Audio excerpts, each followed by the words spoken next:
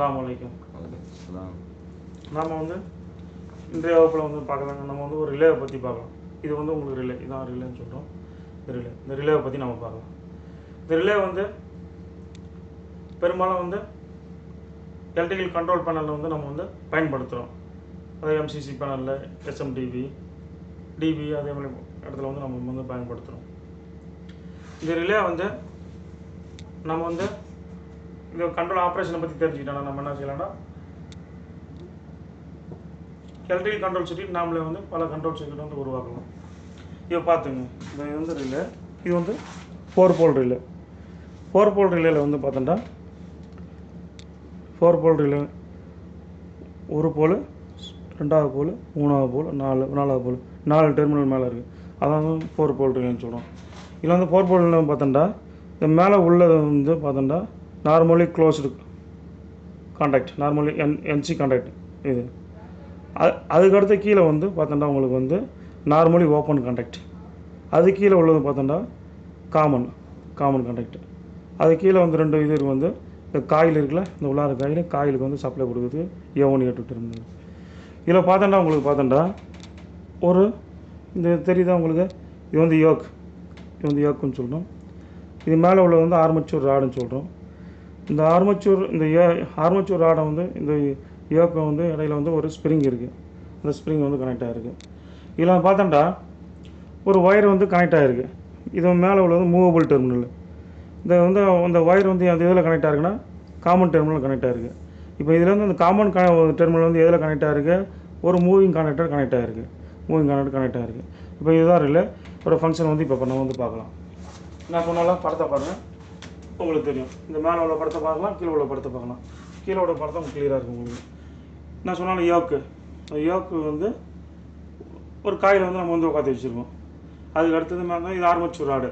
இந்த ஆர்மேச்சர் ராடை வந்து இந்த யோக்கும் ஆர்மேச்சர் ராடு இடையில வந்து நம்ம வந்து ஒரு ஸ்ப்ரிங் வந்து கனெக்ட் பண்ணியிருக்கோம்.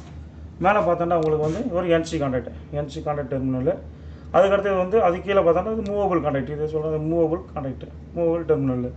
அது கீழே வந்து பார்த்தோன்னா நார்மலி ஓப்பன் டெர்மினல். இது பார்த்தா உங்களுக்கு தெரியும், ஆர்மேச்சர் ராடு, என்சி கான்டாக்டு, இது வந்து மூவபிள் டெர்மினல் இங்கே இருக்குது. அதுக்கு வந்து காமனு, அதுக்கடுத்து பார்த்தா என்ஓ கான்டாக்ட். இப்போ வந்து எப்படி இதில் நமக்கு வந்து என்ன புரியுதுண்டா, ரிலேல வந்து காமன் டெர்மினல் வந்து ஆல்வேஸ் வந்து கனெக்டட் டு த மூவபிள் கான்டாக்டில் வந்து கனெக்ட் ஆகிருக்கும். அதுக்கடுத்து வந்து பார்க்கலாம். இப்போ ரிலே வந்து எடுத்துக்க நீங்கள், நம்ம வந்து ஒரு ரிலே வந்து உள்ளாக டபுள் போல் ரிலே வந்து நம்ம பார்க்கலாம் எப்படி ஃபங்க்ஷன். டபுள் போலில் கனெக்ட்னா இது வந்து டபுள் போல்.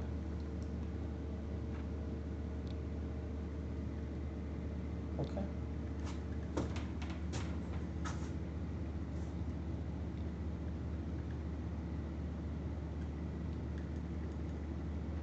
கீழே வந்து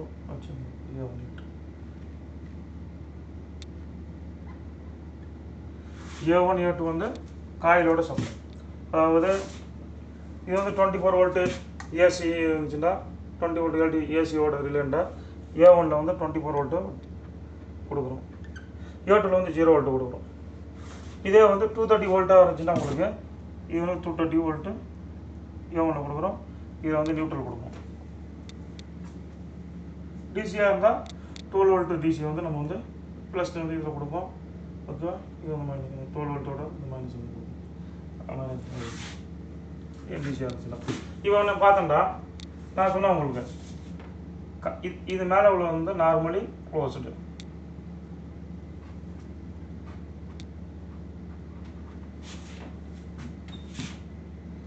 இது வந்து நார்மலி ஓப்பன்.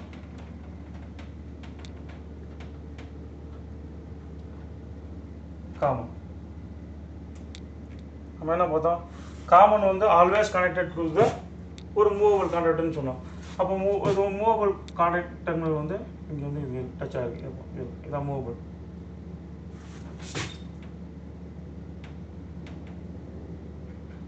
டெர்மினல்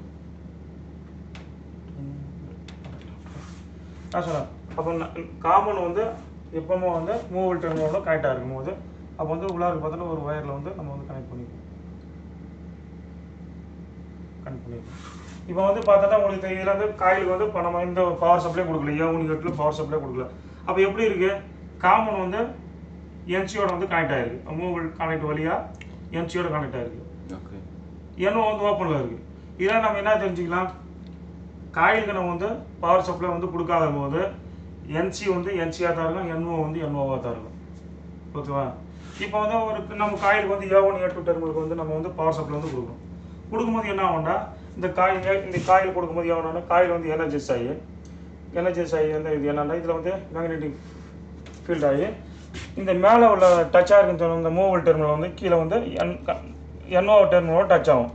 அப்போ இதில் பற்றி என்னென்னா, இப்போ நம்ம வந்து பவர் சப்ளை கொடுக்கும்போது என்னென்னா காயில் எனர்ஜைஸ் ஆச்சு, இந்த மூவபிள் கான்டாக்ட் வந்து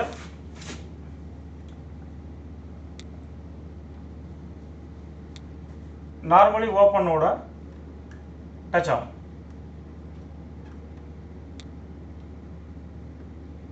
அப்போ என்னாச்சு, அந்த மூவபிள் கான்டாக்ட் வந்து மேக்னெட்டிக் ஃபீல்டில் வந்து இழுத்து என்ஓ வந்து டச் ஆகிடுச்சு.